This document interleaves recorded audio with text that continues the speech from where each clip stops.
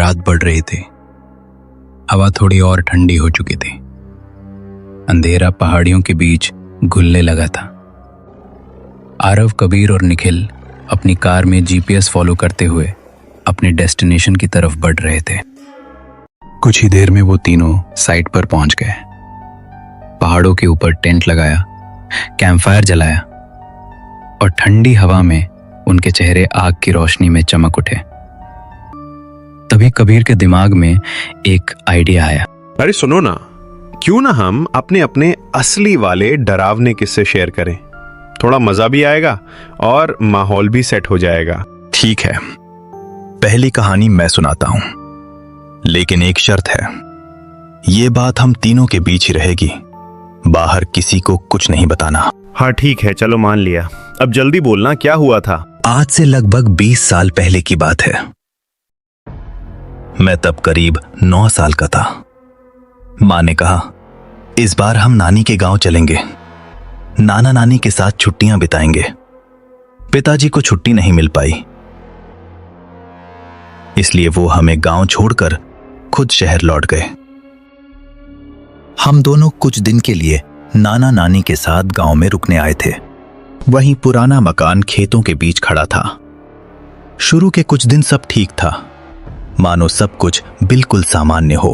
लेकिन फिर एक रात आई, ऐसी रात जिसे मैं आज तक भूल नहीं पाया। उस गांव में अमावस की रात कोई बाहर नहीं निकलता था, क्योंकि जो निकला वो कभी वापस नहीं आया। वो कहते थे कि अमावस की उस रात एक लड़की की बेचैन आत्मा भटकती है,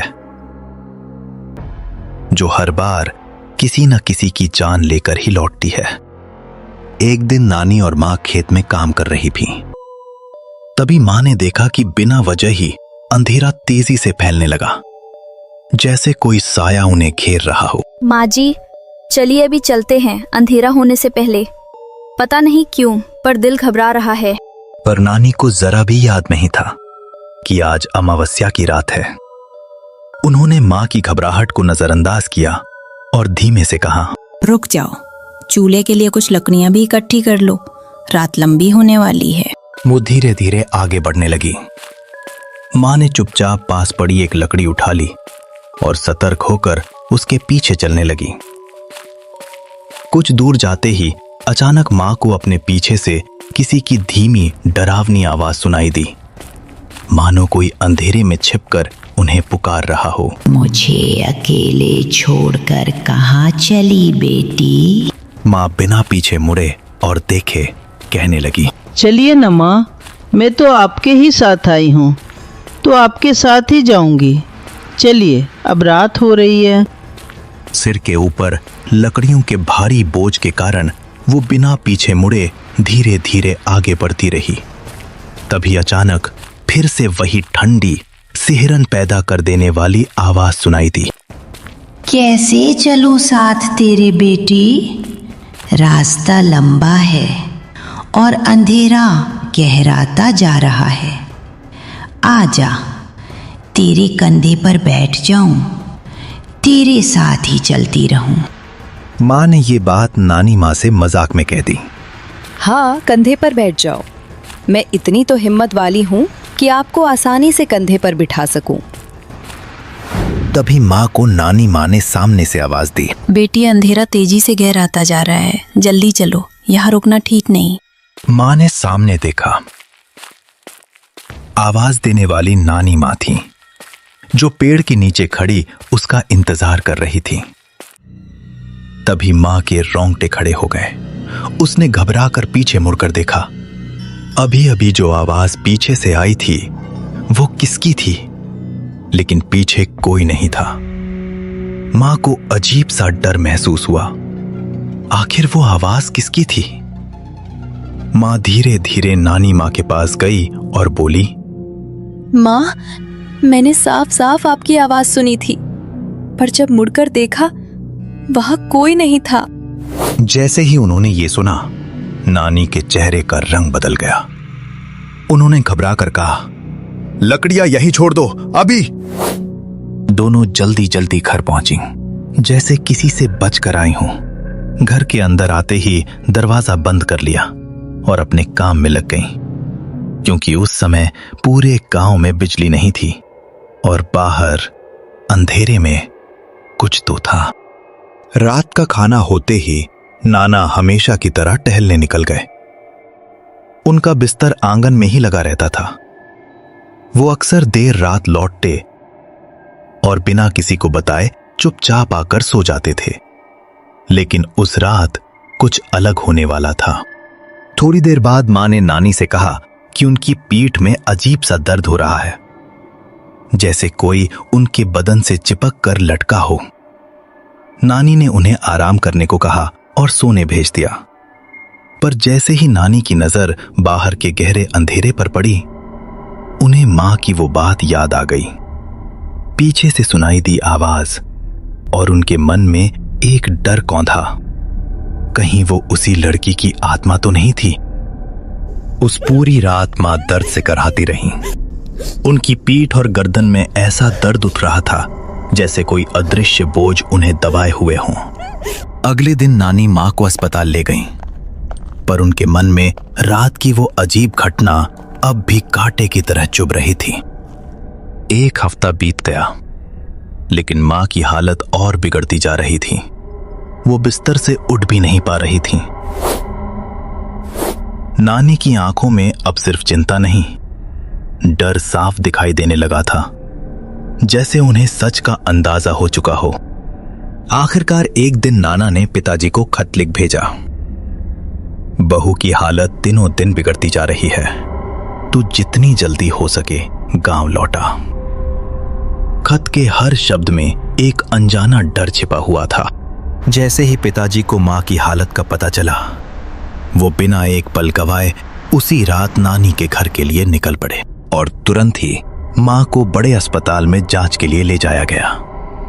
जांच के दौरान डॉक्टरों ने देखा कि मां की पीठ की हड्डी जैसे दब चुकी थी।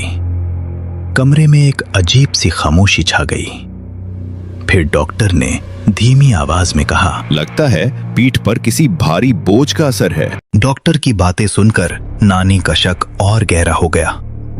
उनके मन में बार बार वही रात घूमने लगी, वो अंधेरा, वो आवाज और मां का कहना कि जैसे कोई उनकी पीठ पर लटका हो। अब सब कुछ एक दूसरे से जुड़ता हुआ लग रहा था। डॉक्टर ने 1 महीने की दवाई देते हुए कहा, फिलहाल ये दवाइयां दी जा रही हैं। अगर 1 महीने में हालत में सुधार नहीं हुआ तो हमें ऑपरेशन करना पड़ेगा। घर लौटने के बाद पिताजी भी चले गए और मां पूरे दिन बस बिस्तर पर पड़ी रहती थी। कभी कभी यूं लगता जैसे वो सिर्फ आराम नहीं कर रही, बल्कि किसी अदृश्य बोझ के नीचे दबी हुई हैं। कुछ दिन बाद एक रात नानी को अचानक किसी की आवाज सुनाई दी। वो घबराकर उठी और इधर उधर देखा, लेकिन वहां कोई नहीं था। मां उसी दिशा में मुंह करके गहरी नींद में सो रही थी। नानी उठकर बाहर गईं। आंगन में सिर्फ नाना अपने बिस्तर पर सोए हुए थे। वो वापस आकर लेट गईं, लेकिन उस रात चैन नहीं मिला। थोड़ी थोड़ी देर में फिर वही धीमी डरावनी हंसी सुनाई देती। नानी हर बार उठकर देखती, पर हर बार वहां कोई नहीं होता। अब नानी के दिल में डर साफ घर कर चुका था और मां की चिंता उन्हें भीतर ही भीतर खाए जा रही थी। लेकिन नानी को यह नहीं पता था कि उस अमावस की रात वो लड़की की आत्मा मां के साथ ही घर आ चुकी थी।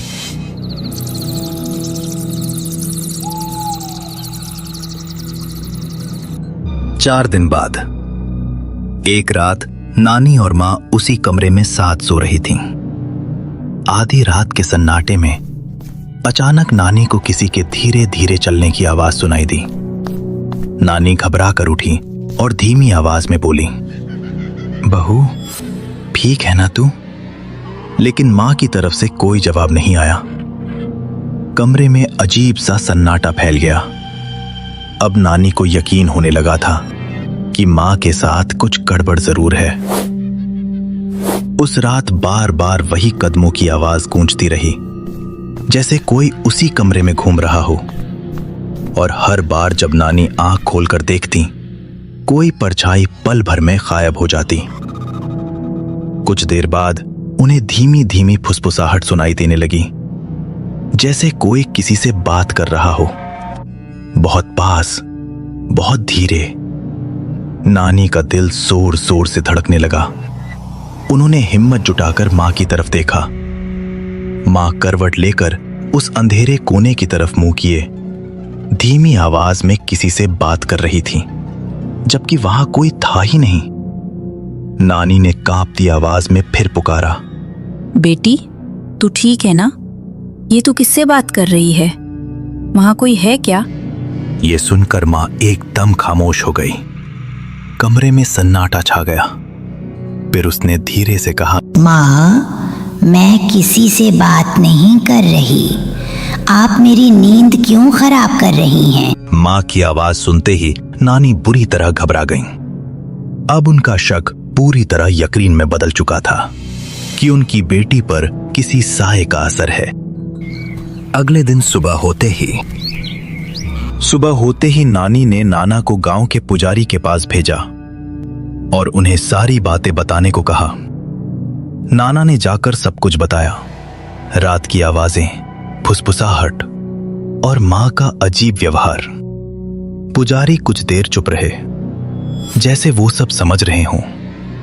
फिर उन्होंने नाना से कुछ खास चीजें लाने को कहा। शाम होते होते नाना वो सारी चीजें लेकर वापस पुजारी के पास पहुंच गए। पुजारी ने गंभीर नजर से उनकी ओर देखा और धीमी आवाज में कहा, जो चीजें मैंने मंगवाई थी, क्या सब ले आए हो? नानी ने धीमे से सिर हिलाया और बोली, सब ले आए हैं। पुजारी ने सारी चीजें अपने सामने सजा ली। फिर आंखें बंद कर मन ही मन कुछ मंत्रों का जाप करने लगे। कमरे में एक अजीब सी शांति छा गई, जैसे हवा भी ठहर गई हो। कुछ क्षण बाद उन्होंने धीरे धीरे आंखें खोली और गहरी आवाज में बोले, तुम्हारी बेटी के शरीर पर उस लड़की की आत्मा ने काबू कर लिया है। इसे जितनी जल्दी हो सके मुक्त करना होगा, वरना ये उसकी जान भी ले सकती है। देरी मत कीजिए, जो भी विधि करनी है अभी कीजिए। मेरी बेटी को बचा लीजिए।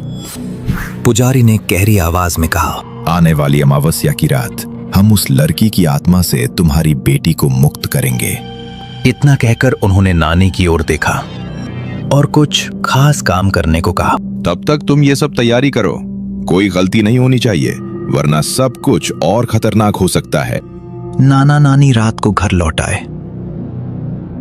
नानी ने जल्दी जल्दी घर के सारे काम निपटाए और पूरे घर में लालटेन जला दी। फिर वो चुपचाप मां के सोने का इंतजार करने लगी। कुछ ही देर में मां गहरी नींद में चली गईं। नानी ने धीरे धीरे उठकर एक एक करके सारी लालटेन बुझा दी।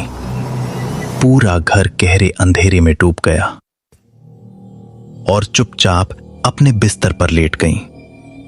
नानी को तंत्र मंत्र और भूत प्रेत से ज्यादा डर नहीं लगता था, लेकिन उस रात दिल में एक अजीब सी घबराहट थी। धीरे धीरे रात और गहरी होती गई। बाहर से कुत्तों के रोने की आवाजें और रात के पंछियों की चीखें सुनाई दे रही थीं। कुछ देर बाद नानी को नींद आ गई, लेकिन अचानक कमरे के अंदर से तेज कदमों की आवाज आने लगी, जैसे कोई पागलों की तरह इधर उधर दौड़ रहा हो।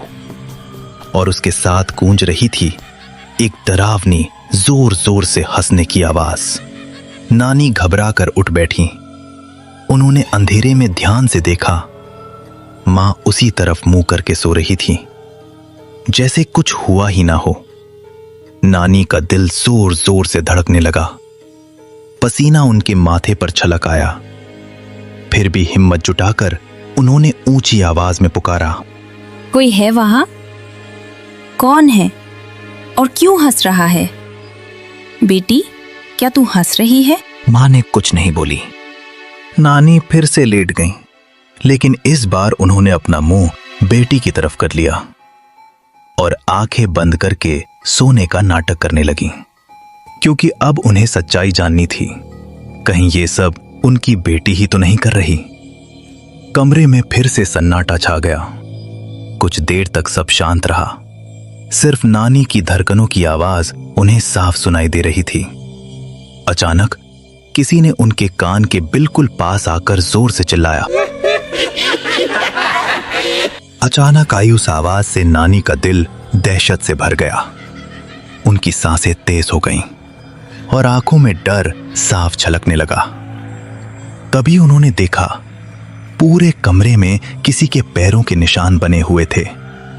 और हैरानी की बात यह थी कि वो निशान दीवारों पर भी चढ़े हुए थे, जैसे कोई चीज जमीन ही नहीं दीवारों पर भी चल रही हो। ये दृश्य देखकर नानी के रोंगटे खड़े हो गए। उन्होंने घबराकर पीछे मुड़कर देखा। बेटी अपने बिस्तर पर नहीं थी। नानी का दिल जोर जोर से धड़कने लगा। उन्होंने पूरे घर में उसे ढूंढना शुरू किया, लेकिन वो कहीं नहीं मिली। तभी नानी की नजर ऊपर गई और जो उन्होंने देखा उसे देखकर उनके होश उड़ गए। बेटी घर की छत पर उल्टे पैरों से चल रही थी। नानी के पैरों तले जमीन खिसक गई, लेकिन उन्होंने किसी तरह हिम्मत जुटाई और गुस्से में ऊंची आवाज में कहा, बेटी, ये तू नहीं है, सामने आ। कौन है तू? मेरी बेटी को छोड़ दे और तुरंत नीचे उतर। क्योंकि पुजारी ने साफ कहा था, चाहे वो आत्मा किसी भी रूप में सामने आए, डरना मत। हिम्मत से ऊंची आवाज में उससे बात करना। याद रखना, अगर तुम उसके सामने डर गए तो वो आत्मा तुम पर भी काबू कर लेगी। तभी मां ने एक अजीब भारी आवाज में जवाब दिया, मैं तुम्हारी बेटी नहीं हूं। यह सब चल ही रहा था कि तभी पीछे से नाना और पुजारी जी आ पहुंचे। वो कुछ देर से दरवाजे के पास खड़े होकर ये सब देख रहे थे। कमरे का माहौल और भी भारी हो गया था। तभी उनकी नजर पड़ी। बेटी कमरे के एक कोने में सिकुड़ी बैठी थी। उसका पूरा शरीर बुरी तरह कांप रहा था। पुजारी ने तुरंत हालात समझ लिए। उन्होंने आगे बढ़कर तेज गूंजती आवाज में पुकारा, मुझे पता है तुम वही हो। इस बेटी के शरीर को तुरंत छोड़ दो और यहां से चली जाओ, वरना याद रखना मैं तुम्हें यहीं कैद कर दूंगा, हमेशा के लिए। इतना कहकर पुजारी जी ने अपने झोले में हाथ डाला, एक छोटी बोतल और पवित्र जल निकाला।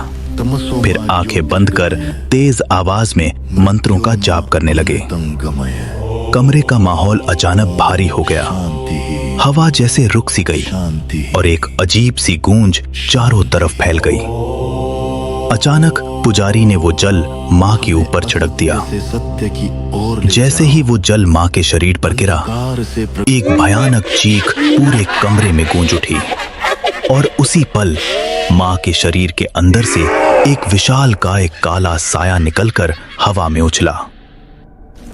वो साया तड़पता हुआ सीधे उस खाली बोतल की ओर खिंच गया और पलक झपकते ही उसमें कैद हो गया। दरवाजे पर खड़े नाना नानी ये सब देखकर सन्न रह गए। उनकी सांसें थम सी गई थीं।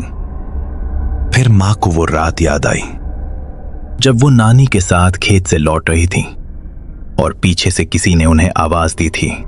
वो कोई इंसान नहीं था, वो वही आत्मा थी जो उस दिन से उनके साथ घर तक चली आई थी।